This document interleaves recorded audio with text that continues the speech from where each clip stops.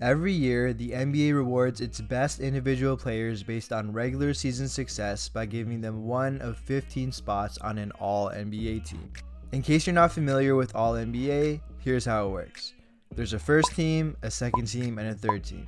Each team has 5 spots, which include 2 guards, 2 forwards, and 1 center. Getting on one of these prestigious spots is extremely important for players, as it can have an effect on their legacy and even how much money they're eligible to make on contract extensions. So who decides who makes the teams? Every year, certain NBA media members get to cast their vote on who they think deserves these spots.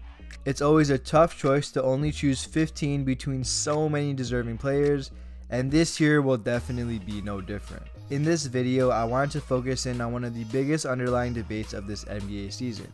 What do the first team All-NBA forwards look like? There are so many amazing players bundled up into the forward position in the modern NBA, so after it all shakes out, which superstar name is going to be left out? And with all that being said, let me set the landscape. The major candidates that we have competing for these 2 All-NBA forward spots include Giannis Antetokounmpo, Kevin Durant, Paul George, Kawhi Leonard, and LeBron James.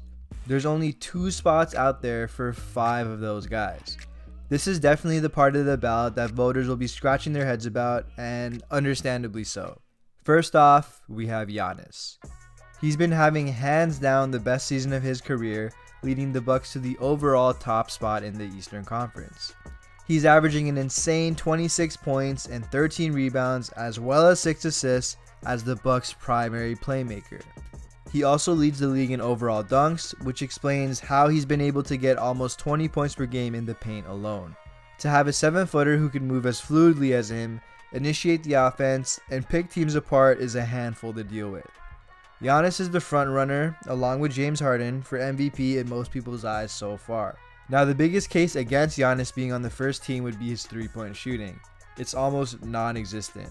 In a league where the 3 ball is so valuable, Giannis is shooting 20% on only 2 attempts per game.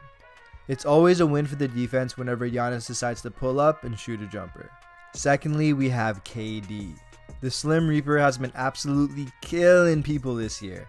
He's been averaging the most points he ever has as a Warrior, while also looking to join the prestigious 50% from the field, 40% from 3, and 90% from the free throw line club. He's having yet another typical stellar KD season that most people are honestly taking for granted.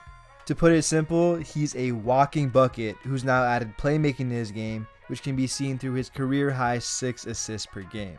I know we've seen KD do his thing for so long now, but when you take a step back, get it? Because KD has a nasty step back, to see what he's accomplishing on a nightly basis, you have to give him his props.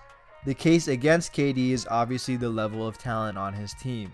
There are so many great players and shooters on the Warriors that KD is not given the same defensive attention that every other guy on this list is. And then there's Paul George. Probably in the running for the most improved player and the defensive player of the year, this is a Paul George that we haven't seen before. Many thought after his horrific leg injury a couple years back that we would never see him return to form. He's not only returned to form, but he's gotten even better. After a disappointing first season in OKC, PG surprised everyone by re-signing with the Thunder. He's averaging 27 points and 8 rebounds per night, and although these numbers aren't really flashy, he's become the go-to guy on OKC's team. With Westbrook's crazy struggles this year, Paul George has become the guy that OKC looks to when they need to seal the deal. And I haven't even mentioned the tenacious defense he plays on the other team's best player every single night. Now, the case against PG for first team would have to be his shooting efficiency. He's shooting 45% from the field on about 20 attempts per game, while the rest of the guys on this list are 50% or above. And then there's that new guy up in Toronto, Kawhi Leonard. There were a lot of questions surrounding Kawhi's health after how last season ended, but those are now firmly put to bed. Kawhi is back to elite form and looks as good as he ever has. He's scoring with great efficiency this year, averaging a career high in points and rebounds, and he's definitely the best defender out of the bunch as he's been stifling opponents all year. It's honestly so funny when I watch Raptor games to see opposing coaches try to keep the ball on the other side of the floor because they don't want Kawhi involved in the play at all. He's shown a precision and polish to his offensive game that we hadn't seen before, implementing a lot of Kobe-esque moves, and it's allowed for the Raptors to battle for the top spot in the East all year long. Kawhi's case against the first team would have to be his lack of playmaking, as he's only averaging about 3 assists per game. Also, he's still been sitting out every back-to-back game, so he's been missing games to rest that the other guys haven't had the luxury of doing.